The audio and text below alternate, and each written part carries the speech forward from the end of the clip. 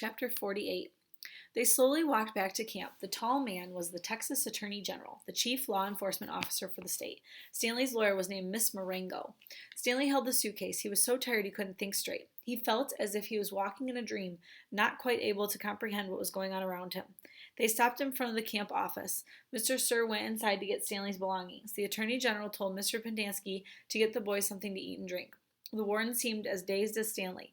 "You can't even read," she said to Zero. Zero said nothing. Miss Marengo put a hand on Stanley's shoulder and told him to hang in there. He'd be seeing his parents soon. She was shorter than Stanley, but somehow gave the appearance of being tall. Mr. Pendanski returned with 2 cartons of orange juice and 2 bagels. Stanley drank the juice but didn't feel like eating anything. "Wait," the warden exclaimed. "I didn't say they stole the suitcase. It's his suitcase, obviously, but he put my things from the cabinet inside of it." That's not what you said earlier," said Miss Marengo. "What's in the suitcase?" the warden asked Stanley. "Tell us what's in it, and then we'll open it and see." Stanley didn't know what to do. "Stanley, as your lawyer, I advise you not to open the suitcase," Miss Marengo said. "He has to open it," said the warden. "I have the right to check that it's the right to check the personal property of any of the detainees. How do I know if there aren't drugs or weapons in there?" "He stole a car, too. I've got witnesses." She was nearly hysterical. "He is no longer under your jurisdiction," said Stanley's lawyer. "He has not been officially released," said the warden. "Open the suitcase, Stanley." "Do not open it," said Stanley's lawyer. Stanley did nothing. Mr. Sir returned from the office with Stanley's backpack and clothes. The Attorney General handed Miss Marengo a sheet of paper. "You're free to go," he said to Stanley. "I know you're anxious to get out of here, so you can just keep the orange suit as a souvenir or burn it or whatever you want. Good luck to you, Stanley." He reached out his hand to shake, but Miss Marengo hurried Stanley away. "Come on, Stanley," she said. "We have a lot to talk about." Stanley stopped and turned to look at Zero. He couldn't just leave him. Zero gave him the thumbs up. "I can't leave Hector," Stanley said.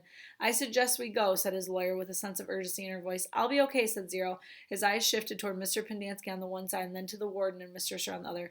"There's nothing I can do for your friend," said Miss Marengo. "You are released pursuant to an order from the judge." "They'll kill him," said Stanley. "Your friend is not in danger," said the Attorney General. "There's going to be an investigation into everything that's happened here.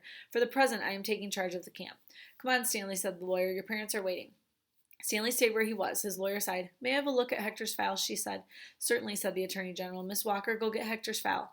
She looked at him blankly. "Well?" The warden turned to Mr. Pendanski. "Bring me Hector Zeroni's file." He stared at her. "Go get it," she ordered. Mr. Pendanski went to the office. He returned a few minutes later and announced that the file was apparently misplaced. The Attorney General was outraged. "What kind of camp are you running here, Miss Walker?" The warden said nothing. She stared at the suitcase. The Attorney General assured Stanley's lawyer that he would get the records. "Excuse me while I call my office." He turned back to the warden. "I assume the phone works?" He walked toward the camp office, slamming the door behind him. A little while later, he reappeared and told the warden he wanted to talk to her. She cursed and then went inside. Stanley gave Zero the thumbs up. "Caveman, is that you?" He turned to see Armpit and Squid coming out of the rec room. Squid shouted back into the rec room, "Caveman and Zero are here." Soon all the boys from Group D had gathered around Zero. "Good to see you, man," Armpit said, shaking his hand. "We thought you were buzzard food." "Stanley's being released today," said Mr. Pendanski. "Way to go," said Magnet, hitting him on the shoulder. "You didn't even have to step on one rattlesnake," said Squid. Even Zigzag shook Stanley's hand. "Sorry about, "It's cool," said Stanley. "We had to lift the truck clear out of the hole," Zigzag told him. "It took everybody in C, D, and E, and we picked it right up." "It was really cool," said Twitch. X-Ray was the only one who didn't come over. Stanley saw him hang back behind the others a moment and then returned to the rec room.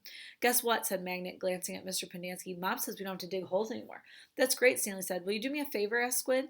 "I guess," Stanley agreed, somewhat hesitantly. "I want you to—" He turned to Miss Marengo. "Hey, lady, you got a pen and paper I can borrow?" She gave it to him, and Squid wrote down a phone number, which he gave to Stanley. "Call my mom for me, okay? Tell her I said I was sorry. Tell her Alan said he's sorry." Stanley promised he would. "Now you be careful out in the real world," said Armpit. "Not everybody is as nice as we are."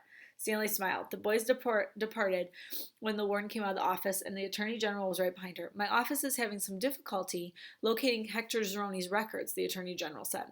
"So you have no claim of authority over him?" asked Miss Marengo. "I didn't say that. He's in the computer. We just can't access his records. It's like they've fallen through a hole in cyberspace."